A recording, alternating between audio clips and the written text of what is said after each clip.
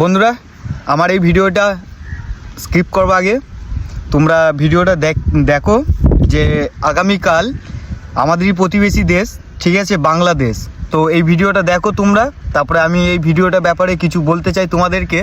সাধারণত আমি এইসব ভিডিও বানাই না, তোমরা যেহেতু দেখেছো আমাকে, ঠিক আছে। ভিডিওটা তোমরা দেখো, এটা বাংলাদেশেরই ভিডিও। তো আগামীকাল একটি ভাইকে, তার নাম হচ্ছে দীপুচন্দ্র দাস, হিন্দু, ঠিক আছে।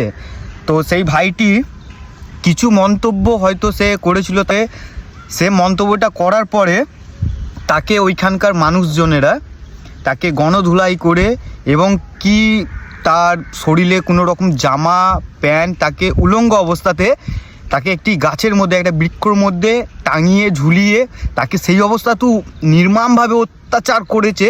এবং কি তার সত্ত্বেও তোমরা দেখেছো প্রায় ভিডিওতে ফেসবুকে আসছে, তো তাকে আগুন ধরিয়ে দেওয়া হয়। আগুন ধরিয়ে দেওয়ার পরেও তোমরা দেখবে যে তবু মারছে, পিটাচ্ছে, মারছে এবং কি রাস্তাতে টানতে টানতে নিয়ে আসছে তাকে।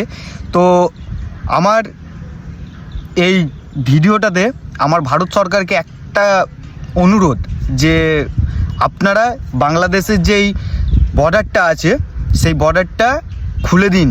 এই যে দীর্ঘদিন থেকে বাংলাদেশে আমাদের সনাতনীদের উপরে একটা যে হামলা হচ্ছে, একটা যে দীর্ঘদিন ধরে একটা এই যে শোষণ চলছে, এই শোষণটা আর কতকাল আমরা সহ্য করব বলুন।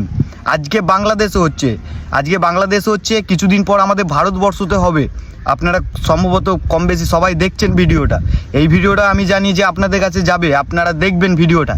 তো আপনারা একটু ভাবুন, আপনারা একটু নিজেকে সচেতন করুন, ঠিক আছে ভাই।